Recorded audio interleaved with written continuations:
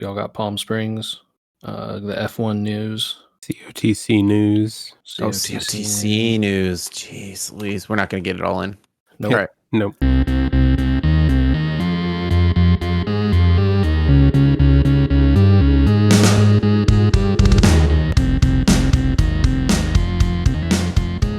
Okay. Well, since we're not going to get it in, let's get a ruling ASAP. Hello, welcome to episode 427 of We Were Gamers. There's a lot of editions of this. You know, we're going to return to a lot of things, but I'm going to call this Animal Crackers Going Crackers. Uh-oh. I just want a ruling. I assume by now everyone's finished connections for the day. Did I do connections today? Yes, I did. I did connections last night before I went to bed.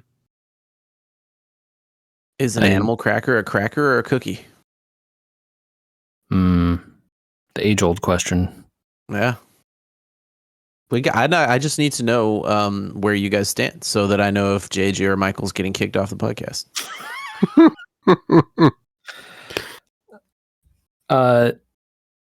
They were cookies to me, always. All right, JJ's still on the podcast. I would agree with that. The fact that they are sweetened tips them over from cracker into cookie.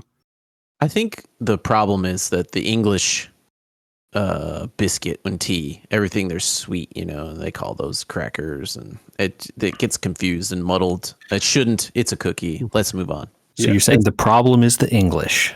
Well, always has been, always will be. It's a form versus function, right? Their form is a cracker, but their function is a cookie. Okay. Michael's being overly generous, so we'll move on. Yeah. I'll take my yellow card. Let's proceed. Yeah, I will not, however, be overly generous to people that work in the field of AI. I'm about to send you guys some photographs. AI will not save us, gentlemen, because it can be confused by the simple act of asking it a question in different order. I'm sending you two photographs. I was watching a film called Cinderella Man.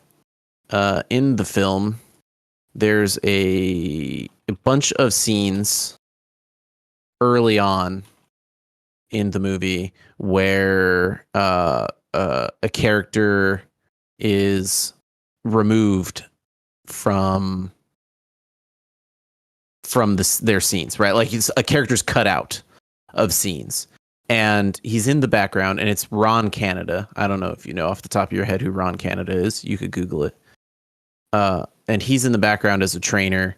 He doesn't show up until very late in the movie, but there are scenes early on where you could see like him in a hat, and he looks almost exactly like James Earl Jones from the back when he has his Field of Dreams outfit on, you know, with that cap, that 40s cap.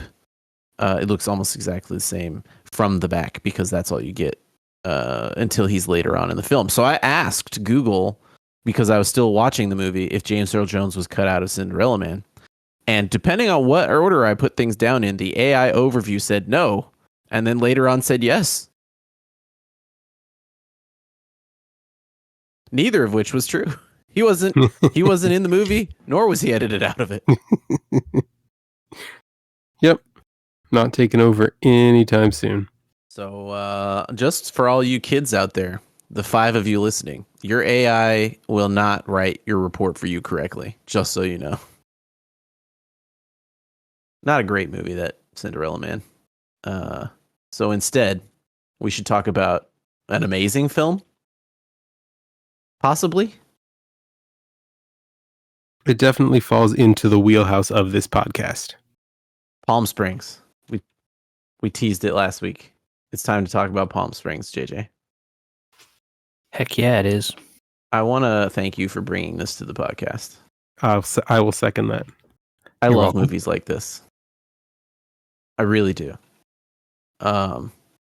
Because they get my theory of time travel, which is be as vague as you possibly can.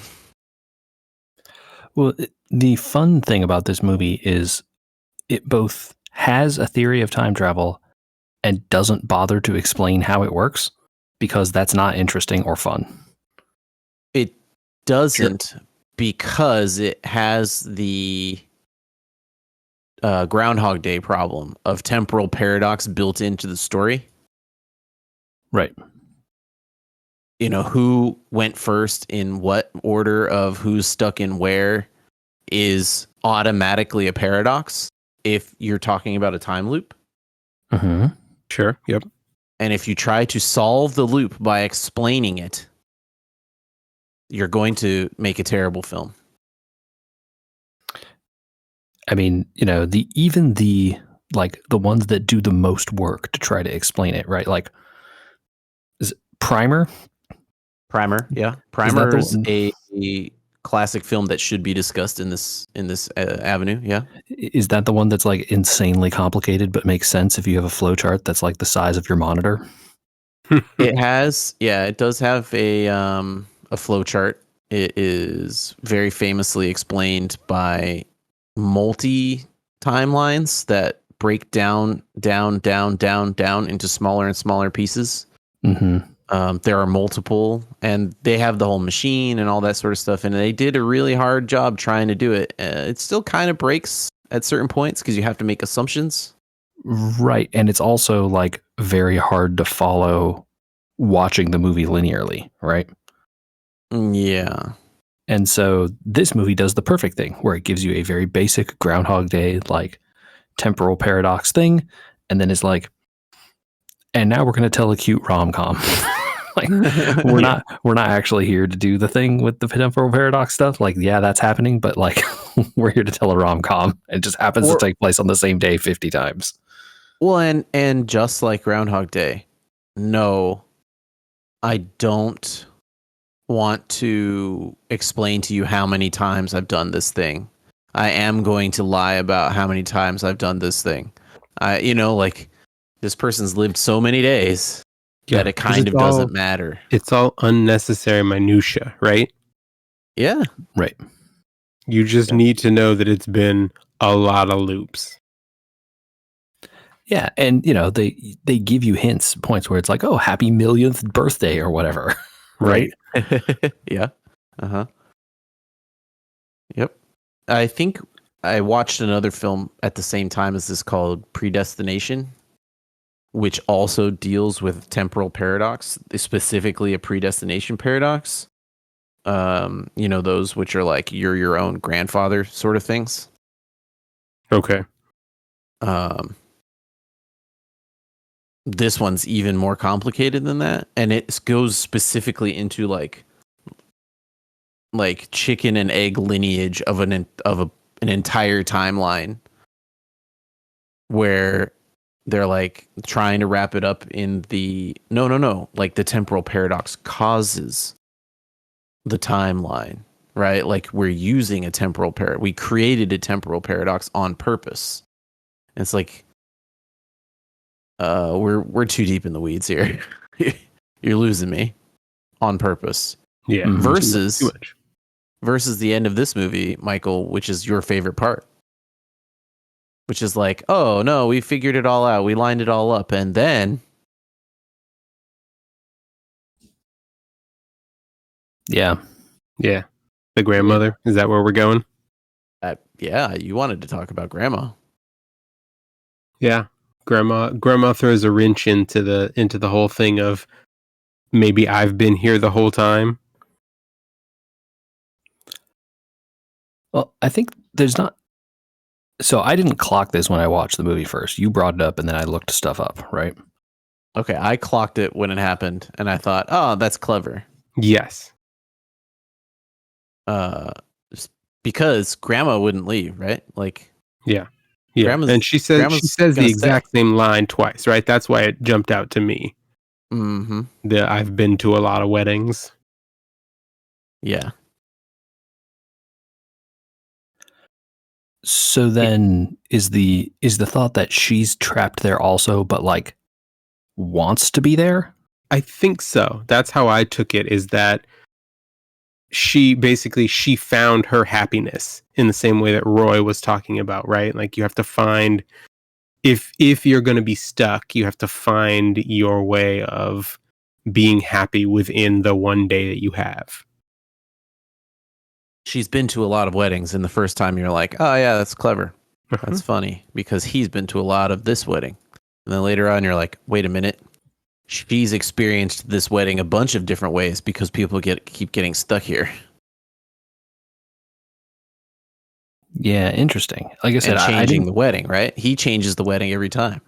right. Yep. And like I said, I didn't catch it at first, but after you guys told me, I rewatched a couple of the scenes. Like his reaction when she says, oh, that was like, the most heart-moving speech or whatever. He looks, and it's not like he's like, oh, like his nonchalant reaction. He's like genuinely surprised. Mm-hmm. Because it's a reaction he hasn't seen before, right? She's hiding right from him in certain ways, right? She doesn't want him to know. Yeah, very cool little detail. It's clever in its non-explanation.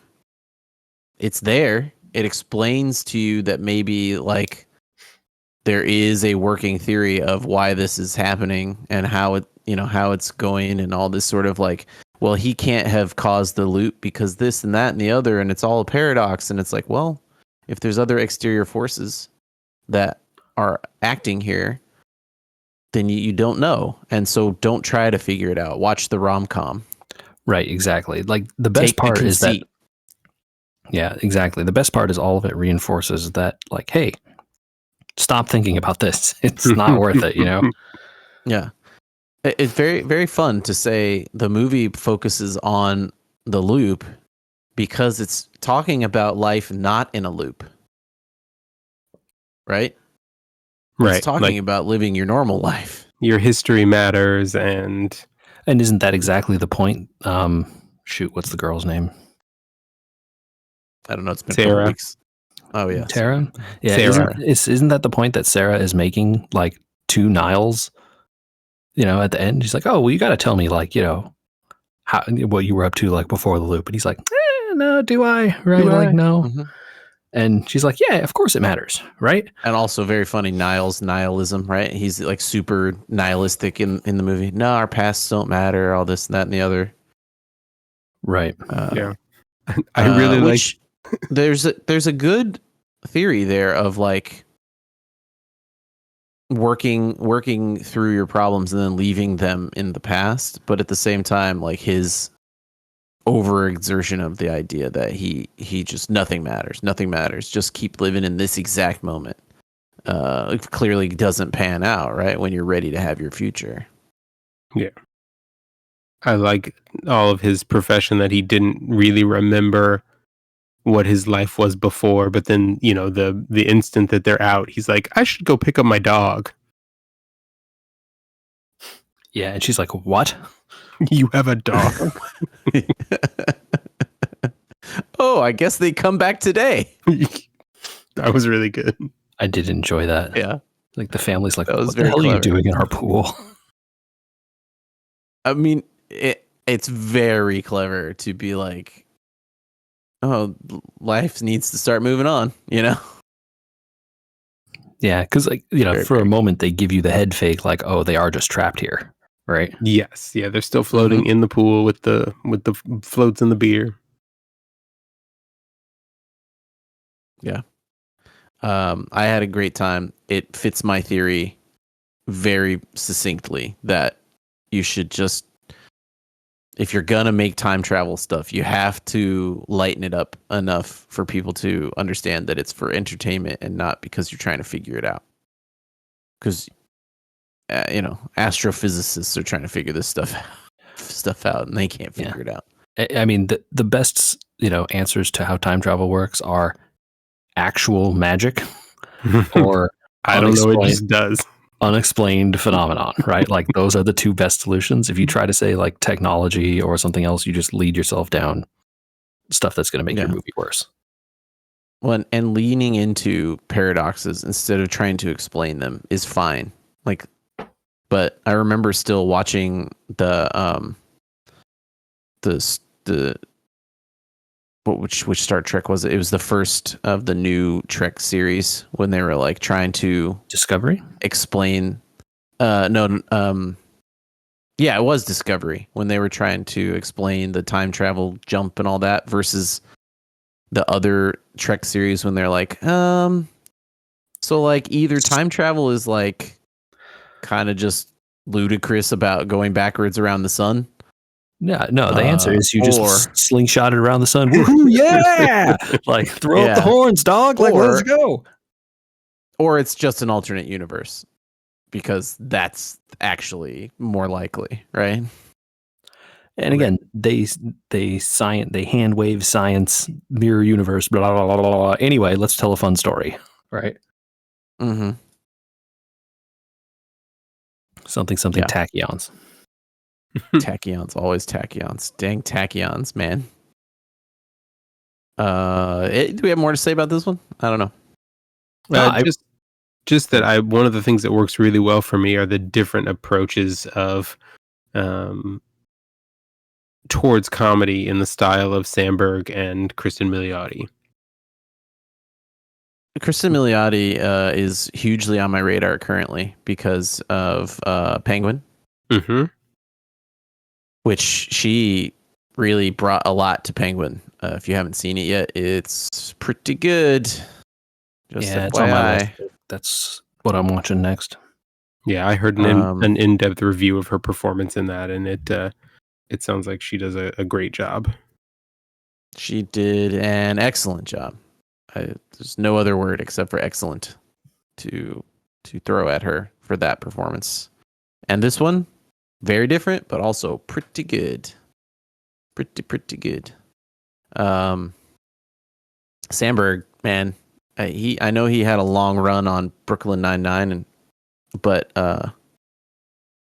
I wish that he could get more little roles like this, kind of like Zach Galifianakis style. Currently, I haven't seen him up to anything major in a while. He still does stuff on SNL every now and then. Like, he's still doing Lonely Island stuff, and that stuff is all usually pretty good. Yeah. I mean, he's getting into his 50s. He's got to find a new thing, I think.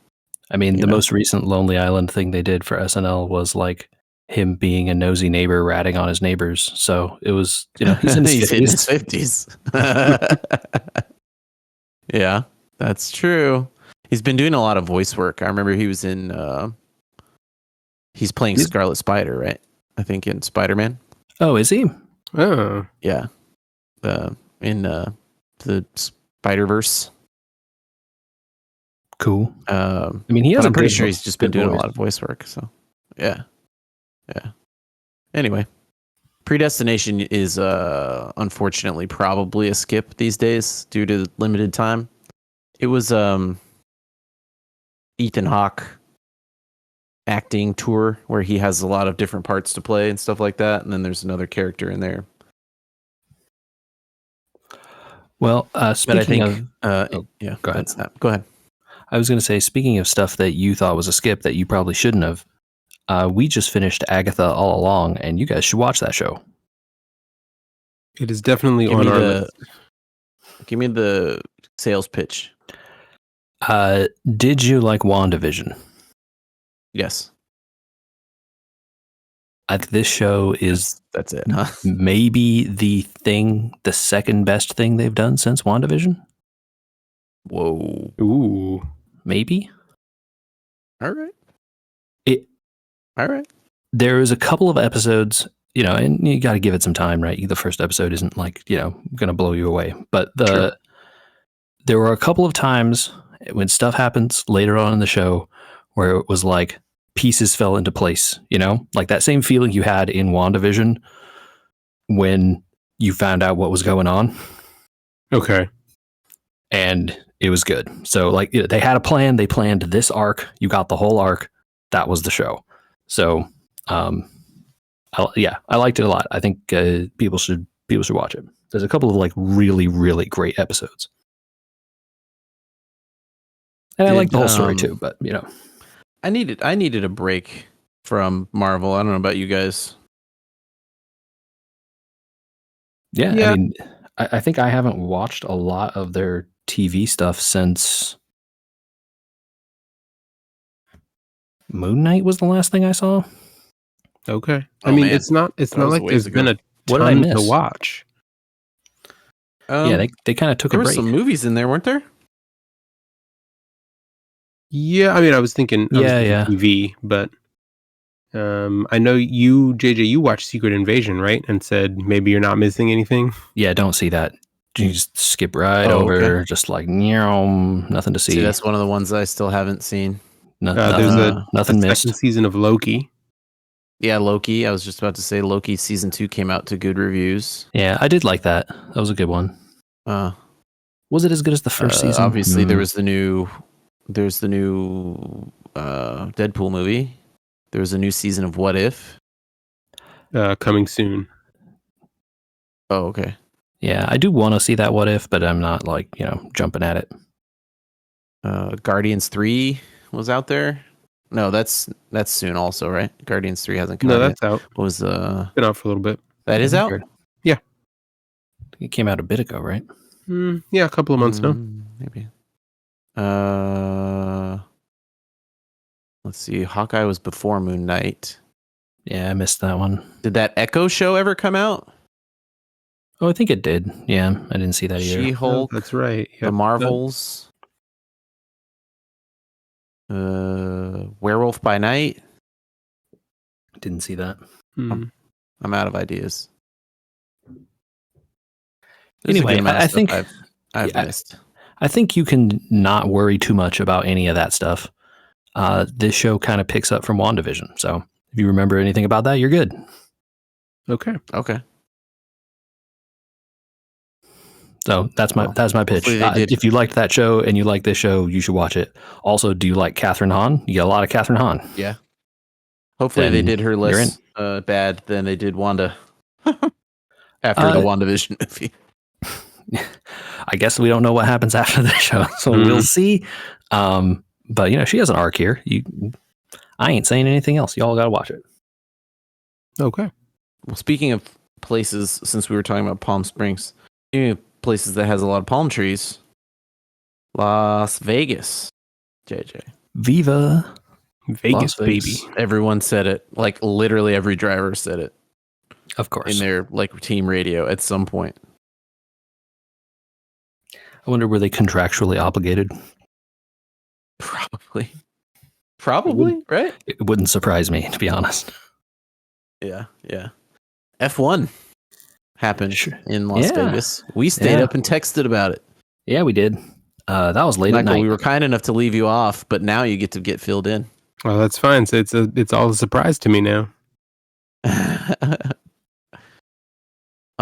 Interesting race. Yeah, certainly was. Constructors went mad in terms of the points. Very cool. Yeah, and Max got more points than Lando, so that is the end of the Drivers' Championship, or the first place is decided now. Max Verstappen, 4th year in a row, Drivers' Champion, even in a season when he only has won 8 races.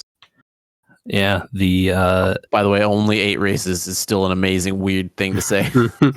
Max doing Max things. I mean, they just showed it's like he won more races, by number than anyone else this season, and then placed high consistently in the rest of them, right? That's it. Yeah. I mean, this one, Michael, you saw the eye as you flew over. Yeah. So, George Russell wins the race. Before he's even crossed the finish line, Max Verstappen has already taken over the eye as the world champion, and George Russell is not mentioned. Like, they have a podium ceremony and it's like on TV for like 5 seconds. Meanwhile, they're showing Max in an interview or whatever. It's like, yeah. And they know what the people came for. Let me tell you, they knew. There was a Rolls Royce available to drive people from the end of the racetrack to the interview area in front of the Bellagio. Which, by the way, none of the other racetracks do this. All the other racetracks just have the interview area right there. Vegas, they have to drive them around for no reason. Because it's Vegas. Yeah. That is the reason. Yeah, right. There's one car that they squeeze 3 drivers into. Like But first, there's a second, whole and other third. car for Max. There's a whole nother car for Max just sitting by himself. And they have camera feeds from inside the limo of him like sitting there drinking water and like, you know, whatever. And the pictures that come out later, people are memeing. It's like, you know, a picture of Max like sitting by himself in the back of an empty limo. And they're like, Max with the drivers on his level. Hilarious. Factual. Yeah, it was good. I laughed real hard. Yeah, I mean, I think the other big story coming out of there is like, where did the Mercedes come from? What happened here? Like all of a sudden their cars are Mercedes good again? out of nowhere, 1-2. Yeah. Yeah. Hamilton A came from lot like of drivers 10th and beat a ton of people. Let's say 2 of the top 3 drivers though racing with hate in their hearts for the team they're driving for. Oh, so good. Charles is so mad, that radio. Oh my God, it's good. So Michael, first place, George Russell. He's staying with Mercedes next year, right? Okay. Second place, Lewis Hamilton, who's going to Ferrari next year and has been placing okay, but drives lights out this week after a excerpt of a book leaked where his current team principal says he's past his shelf life and that's why they wouldn't have re-signed him anyway. Ooh. So he's got a chip on his shoulder. And you know, then the team principal after the book leaks, he comes out and says, well, I don't know, like maybe who, you know, obviously like trying to walk it back. Mm-hmm. And you could see he's like, no. Well, and also after last week where he says during the race on the radio that he will never race with them again. Mm-hmm. Sparking people to think like, does that mean he's just going to sit out the rest of the season at this point? Like what's that about? Yeah, he was super mad. Crazy. And then crazy. And then third place. Third, yeah. Yeah. Third place is Carlos Sainz driving a Ferrari. Well, he's not going to be a Ferrari next year because Lewis Hamilton's taking his seat. Oops. And I don't know, you know, you heard probably, Andy, that they had issued team orders for him not to pass Charles. He did it anyway. Not only that, they screwed him early because they refused to tire change him. After 2 laps of him asking, then they pulled the rug out from under him during his tire change when he's headed into the pit. They're like, nah, never mind, don't come in, we're not ready. So he's livid because he already knows he needs to change tires. And someone did some math and said he would have made second place if he had a tire change early. I don't know that that's accurate. I watched the Julian Palmer YouTube video on it. He lost like 3.5 seconds a lap on those 2 laps. Yeah. 6 seconds is enough to get him second place. Possible. It's possible. Something also could have gone wrong, you know, with the tire change or gone wrong coming out of the pit and he could have got stuck in traffic. But like obvious blatant Ferrari strategy error. Yes. But funny that the driver is the one telling them the strategy. He's right and they're completely wrong multiple times. Then they screw up the tire changes. He still ends up ahead of his teammate and they're like, and also, by the way, you should give up your podium position to the guy behind you. And he's like, nah. Doesn't what if I just don't? And, you know, Ferrari's position is, well, Charles still has points he can make in the Drivers' Championship. He could jump a place, right? Carlos can't. But also, like, yeah, what benefit is there to listening to this team, right? Like, he could just the only like, benefit you could say is that he would then be looked kindly upon by other teams and being a team player, right? Like, right, willing to take team orders. But I'm not sure that really actually benefits him at all. And he has a resume out there of showing he's done things for people on his team in the past, right? Like, remember he pulled that guy, was it Charles or someone along with him using DRS like strategically, right? Yeah. So he has done that stuff in the past, but in this case, no, because why? Yeah. I don't know how he's going to do at Williams next year, considering they can't even fund keeping cars on the track anymore. I mean, if they would stop crashing, it would really help. True. That is part of the problem. Maybe they would be able to do better if they would crash less so that they could make more new parts instead of remaking old ones. All right, fair enough. But I think almost like less important than the Vegas news, Andy. Yeah. Is less important? More important. More important. What did I say? Did I say the wrong thing? You said, yeah. It doesn't matter. More important than the Vegas news. Cadillac coming to F1. I'm all in for more teams, man. We got to stop letting people like 2 or 3 teams languish at the bottom. I am just laughing so hard every time I read stuff about this. And they're like talking. Michael, you've heard of Mario Andretti? Yes, the name has come up once or twice. Well, F1 hasn't. His name isn't anywhere on the press releases. So supposedly this deal was started by Mario Andretti, former Formula One competitor, and currently famous in IndyCar, owning IndyCar teams. Yeah, Mario owns the team, right? But Michael is the guy who was really, like, his son is the one who was really pushing for it, right? Right. Tried to get into F1 last year, like tried to get a deal done last year, and it all fell apart.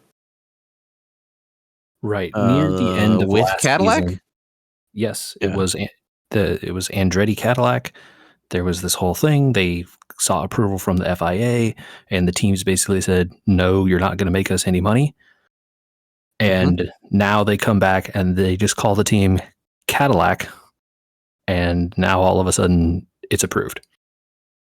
Oh, and by the way, Michael sold his stake in the team, apparently. Name nowhere on the press release. Andretti not mentioned once. Mario Andretti is mentioned as like a member of the directors of the board or whatever. Nothing else. Like completely excised the entire Andretti name out of the thing. It's like cut from the document, just expand the Cadillac logo and like paste it on, call it good. LOL. Michael Andretti, not really the same driver his dad ever was. But, a like well-liked, or, at least a famous team owner in IndyCar, does racing as his job, like effectively, right? Yeah. And now they're just like, I really want to know the tea on why Michael was not allowed. Me too, dude. Because it really does seem like a petty move here. It's like, oh, well, now you took Andretti's name off it. All of a sudden, we're interested. And it's like, yes, thank you. You have labeled the GM Cadillac car this big multinational corporation that has definitely never turned around and closed their F1 teams before, right? Like, yeah. BMW. And Mario Toyota, still says he's involved, Honda. so it's like, I don't know. And the other guy who Whatever, owns we're getting two more. Yeah, the other guy was the business partner of Michael. Like, one team. No, because Audi's joining soon too. Yeah, but Audi's just replacing Sauber, so like they're just changing the name on the Sauber team. All right, fair enough. But yeah, I mean, it'll be two new, supposedly full strength teams. The cool thing I saw that made me happy Sauber about needs to be a new team with a lot of new things. Yes, you are right. The cool thing I saw was that because they're notionally approved now or whatever, they can start working on the 2026 regulations, which is when they're going to join the grid. So not next year, the year after this, right? But because they're not officially on the grid, they aren't bound by the testing rules that all the other teams are. Oh, right. You could have a ton of test time in the next 2 years. Infinite wind tunnel time. None of the restrictions that the other teams have. No cost cap. Like, spend as much money as you want. Do whatever. Would it behoove some of these teams to like take a break for a year and then come back? That'd be kind of nuts. Maybe. I mean, I don't know. It depends how much. The word on the street is GM is paying $450 million anti-dilution fee. So that might make it not very viable. Oh. But I don't know. I mean, who knows? Maybe a team wants to win that bad. Anti-dilution fee. Huh. This was the thing early on that the Andretti was trying to pay $200 million because that was the word in the rule, but then the Concord agreement was ending. To make sure that teams don't lose too much money. Yes, so this is paid to the other teams, not each, but total. And so the word is that this deal includes them getting way more than $200 million from GM. I don't know how it works. Anyway, it's cool. That's really cool news and exciting for people that like F1. I think the biggest news for this podcast is bigger than F1 news even, which is... I can't even say that with a straight face. But Michael gets to talk again if we talk about Champions of the Continent news, which actually is somewhat big. Resurrected from the dead kind of big. I mean, not quite yet. They're planning to resurrect it from the dead. Yes. Yeah. The texts have been written. The COTC is going to be sold off to our new corporate overlords of NetEase. Yeah, who currently run the Southeast Asia server. All right. So, yeah, I mean, after months of radio silence from the dev team and a week now of being, not even a week of being off the end of the roadmap. We were off the end of their last roadmap several weeks ago and only knew what was coming because of the data mining from the last update. So being in case people were wondering why we stopped talking about it, right? Right, yeah, there wasn't anything to talk about. So yeah, I think most everyone had given up hope on the game going anywhere but into the long dark night. And all of a sudden yesterday the big news drops that Square Enix is offloading it from themselves, but that it's coming back under new management in January, and we're getting the new content that everybody has been hoping for.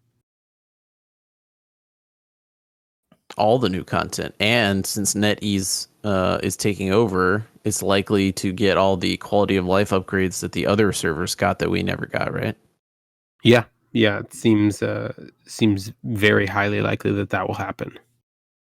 And I think it's exciting for some people. It's a new app. This app is going to be delisted eventually, and you will get a different one. Yes. So they laid out. There's a whole timeline laid out. So the option to transfer, probably the most important part, the option to transfer opens up tomorrow with the new update, and we're also apparently getting some form of new content along with the update.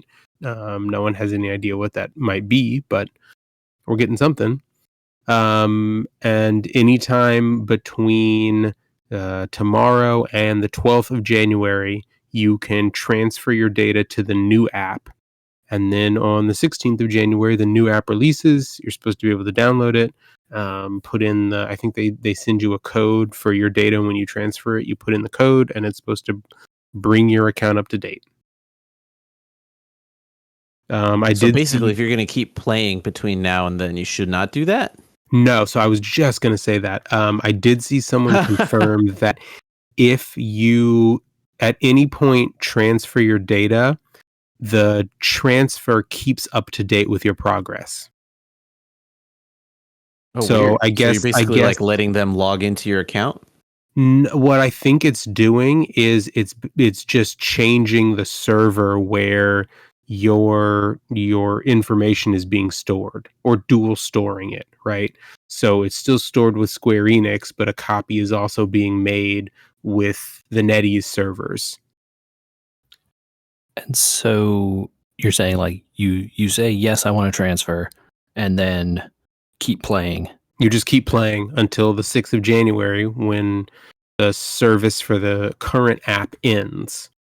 So you can't play in the current app, but the current app will still run for you to be able to transfer your data. You just do it from the home screen. And then So the new app until comes January, out and you can it play. just is up to date, right? Yeah. So you play from now until the 6th of January. You just play the same way you've always played, and at some point between now and the 12th of January, you have to transfer. Here's a, I feel, legitimate question for both of you. Have you been playing at all since all this happened? I have a little bit. I've still been doing my dailies, and I've made a little bit of progress on the adversary log. I was kind of hedging my bets against not exactly this, but against EOS not being a thing, and figuring, well, for minimal effort, I can slowly grow a stash of rubies that will serve me well moving forward. Yeah, that I had been logging in sporadically to just like hit the daily buttons and then log off for the last several months. So I'm definitely not like up to date. I logged in for the first time in weeks today after hearing the news to read all the stuff. So Yeah. So I have would not say logged in months. I will say, Andy, that if you're at all interested in maybe trying some of the new content, tomorrow might be a good day to start logging in, because apparently one of the things that they're going to be doing with tomorrow's content drop is some sort of free Ruby promotion. So you can. Isn't like a catch up thing for all the people that quit, basically? No one knows. All they said was free Ruby promotion. It was just a line in the what's coming in the next update. I wonder if NetEase will realize they need to draw people back like me, because honestly, I'm kind of like, I might log in to finish off the stuff that I didn't really finish off in story-wise, but I don't know that I'm going to drop into a new game, basically, at this point. I kind of walked away from it a little bit when things got, skipped and no connection was had and all that sort of thing. Yeah, I think that's perfectly reasonable too, given the just total I don't radio think it's silence. unreasonable. Yeah. yeah, I mean, I still have tons of adversary log stuff undone and no motivation to do it. So I totally agree. Like, seems fine to me. Yeah. Like, Andy, like, if you want to peace out, this is your window, dude. Like, oh, it totally is. I just am curious. I can't be the only one that's kind of like thinking, okay, it's cool. I really do think it's cool for a lot of people that really love the game and want to keep playing and have been hoping and hoping and hoping. I don't want to begrudge anybody for sticking around. It is a good game content wise, and I think it got pretty grindy here towards the end in terms of its lack of non-adversary log content, and it could have been something else, which NetEase probably would have been able to do. So I don't think I would say you shouldn't play anymore, because a company that's taking it over could do a lot better going forward. I just wonder if they think they'll just by taking it over get enough people to come back to the app, or if they'll need to incentivize people to come back. Yeah, and that might be some of what this is with the free Ruby promotion. Although I did see some speculation that we're also probably going to be seeing an influx of bait banners, because from a financial perspective, NetEase doesn't want people who have been sitting and hoarding resources coming over to their servers. They want people to have to spend for those resources. Well, yeah, but I'm not going to go there broke, Sure, yeah. well, and like the thing that, again, like what bait banners can they possibly drop on us at this point, unless they're dropping new characters? Yeah, right? That's the problem. We still have all the foresight from the JP to know, like, if they this want, is what you should be. Like, if they want to bait us with like Octopath 2 characters, like, okay, but those are the characters people want. So it's not bait. That's actually the things people want. Yeah. The only thing that they could do to try and get people to spend is to themselves evaluate some of the characters that are lower down on in popularity and tier lists and buff them. Ukes buff incoming. Let's go, boys. Well, I saw someone say that they could redrop the triangle strategy banner because people would spend again for Roland and Frederica. Roland is pretty overpowered. Okay. I'm still, I've been logged out so long, it just doesn't matter. Yeah, I mean, I think, like, Andy, I think this is your option here. Either you log in between now and the transfer date, finish the final story, the blast boss, right? Because that's what you're at, basically. And then see what happens. Yeah. And then you can just peace out. You just walk off into the night. You're good. Yeah. It's in general what I planned to do, assuming that the end of the year was when I had to do it by. I don't want to make a big deal about it. Quitting a mobile game is not an announcement worthy thing. It's just like, it's actually kind of exciting that it's not dead. But I feel like I already mentally committed to not playing more. So I'm just so curious. I'm very, very curious to keep up with the update of like what they plan to do. Because there's going to be a lot of people that have already walked off into the Swords of Calavera or whatever it is, or some other mobile game. Yeah. That are going to be like, well, I don't know if I want to go back to my account. It's been 6 months or 3 months or whatever. Yeah. I think we'll get a slightly clearer picture with whatever drops tomorrow. Absolutely. Yeah. Absolutely. Well, bully to you, sir, for staying logged in. Good job. Yeah, I mean, it's exciting. We're already talking about RPGs. It's not quite an RPG, but it's based on RPGs, and I want to talk about it because I think you guys should watch it. You will have a great time. I know there's not a lot of time. We're already talking about adding and watching and doing all sorts of things. But on Netflix, there is a show that I am very happy with called Delicious in Dungeon. Have you seen this yet? No, but I've heard of it. Roguelike RPG with tabletop party dynamics television show where the lead characters, this happens in the first scene. Lead character's sisters gets eaten by a dragon and the party gets wiped and they are sent outside the dungeon by a spell. And then you kind of get that, like, people in this world die all the time. They re-enter the dungeon from the top level and then they work their way down. And the theory is that it's too hard to get down in the dungeon because, packing food and all this other stuff is really hard. So the premise of the show is that this character has decided to eat the monsters in the dungeon. Okay. Yes. That's pretty funny. It's very clever. There's a lot of TTRPG dynamics, like everyone just ignores the cleric's thoughts, or in the background, you'll see other parties other than our main party that we're watching. And the warriors' armors are very similar. The clerics are dressed the same. They have the exact same party compositions, the thief and all that other stuff, right? You hear about characters' past dungeon delving stories of like, oh yeah, I remember when we got to this level last time and we cast this spell and that's not exactly it. Or like, this character's got a fear of mimics because they've been killed by mimics multiple times. Like that type of stuff. Very, very clever, very funny. Knows exactly what it's doing and makes me laugh, I think, quite a bit. Is this show dubbed?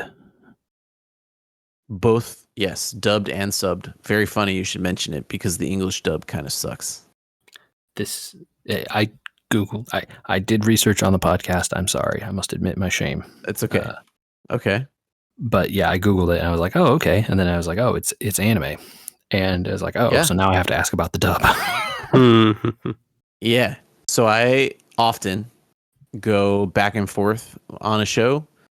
I'll watch multiple scenes, multiple ways.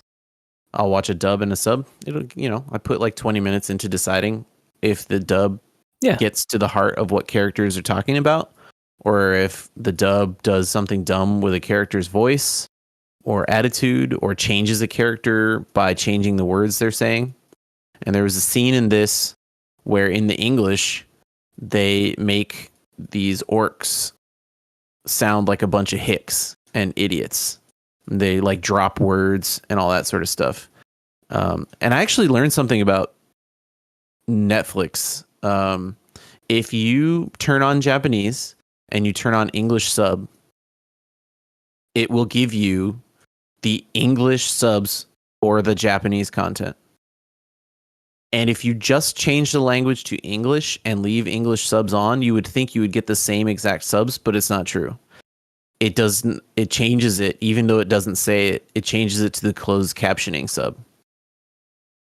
So you can't leave on the Japanese subtitles and listen to it in English and get the difference. You have to. Yeah, exactly. Very weird, right? It changes. I understand based on what you're hearing. Yeah, I understand why they do it, but that is interesting that it works that way. Yeah, because I want it to work the other way, where I can leave on the Japanese sub English and listen to both at the same time to see which one I like better. But like this in this scene, the orcs are you're supposed to be understanding that they have like a sophisticated society and there's like a story happening. The English is all super non sequiturs. Like it says like he's telling these characters that he saw the red dragon, and in English it makes it sound like he knows that they are looking for the red dragon, and then they react like what? And in Japanese he says the red dragon came up and attacked our camp, and then they say, wait, what? We're looking for the red dragon. So like almost in English the show makes a lot less sense than in Japanese, when a lot of the jokes are really, really good and funny, and the character development is a lot better. So watch it in Japanese. I'm sorry. No, that's not good advice. No, I that's what I want to hear. So I've also been watching anime on Netflix every now and then. I've been watching Ranma Half. I don't know what that is. This is this is an anime remake of a show from the 80s, I think, of the same name. Okay. It is about a boy who turns into a girl when water is poured on him, and then turns back into a boy when you pour hot water on the girl. That sounds familiar, that premise. And they're in school, and it's a whole funny situations. Like, cool. Yeah, I mean, 80s and 90s was peak manga school, Japanese school stuff. Like, not school girl stuff, but like school comedy. And he and the primary girl are both like martial artists, so there's a whole who's better than who, and I won't fight a girl kind of thing going on. And anyway, but it's it's modernized, and it is in a lot of ways like a retelling of that same story. And of course, it was also a manga, but even before the 80s, right? So it's like a very old story. Mm-hmm. And it's been cute, just like very lighthearted. I've also been watching it in Japanese with the subtitles, so I don't know the quality of the English. But given that it was a Japanese story, I just figured I would just start there and heck with it. Yeah. But it's doing that thing that is somewhat annoying now on Netflix, where they just release like one episode a week. Oh yeah, they're trying that out because, well, no, all the other streaming services do it now. Like HBO binging is over now. Does it? Binging is kind of dead because they want people to stay subbed, and they were counting on the I need to know right now versus I can sign up when it's all done. Yeah, so I don't know why Amazon does it. It doesn't make any sense because everyone stays sub to Prime most of the time. But Netflix is kind of finally experimenting with different ways to binge. So they released Cobra Kai, the final season, they released 6 episodes at a time, a couple months apart. It's kind of like what Stranger Things did too, right? Right. Yep. Yeah. So they're kind of trying it all a bunch of different ways. You know, they're a big metrics company. So Anyway, well, does it treat this type of subject matter a little more modernly, or is it just kind of like a rehash of a campy comedy style manga thing? I mean, it's a little more modern in that, you know, the story is what the story is. So you like, there's some stuff that's like anachronistic. But you know, at the end of the day, it's a comedy, and they're high schoolers, so it's not really a, you know, I wouldn't say you're coming to this for like an examination of gender identity and like really like But smart it's storytelling. weird because that type of story automatically examines gender identity, because usually the characters change into girls to try and get stuff done. Right, and in fact, you know, there are.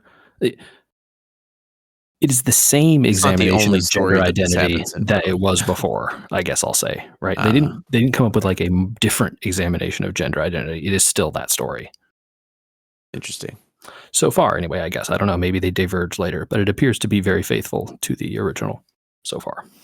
Yeah. There's a lot of different ways that manga has done this, like gender bending type of stuff, you know?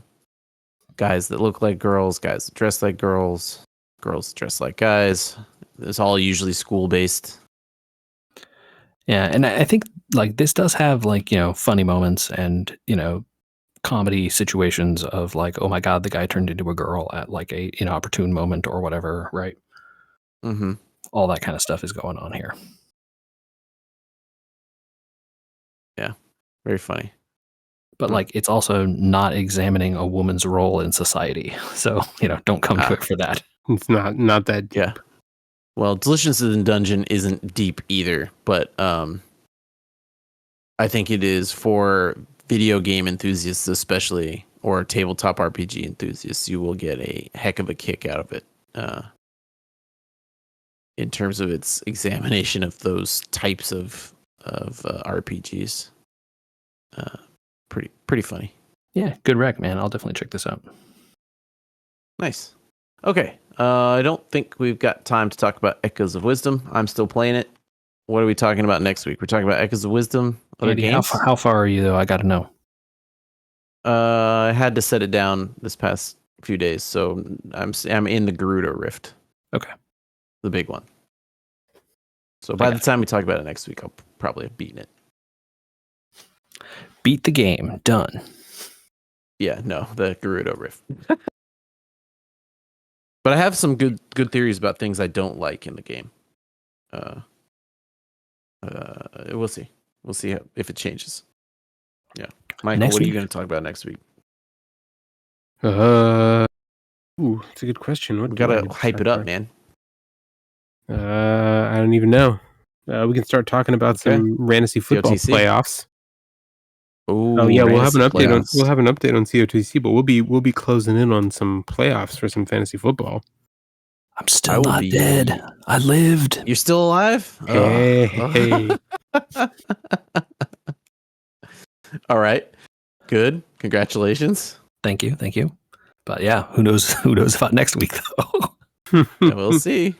We'll see. It's getting down to the wire. I'm back to my winning ways, but only just barely. Monday Night Miracle on my end. So I needed the kicker to get me over the field line this week, so W is a W, man. You take kicker, what you can get.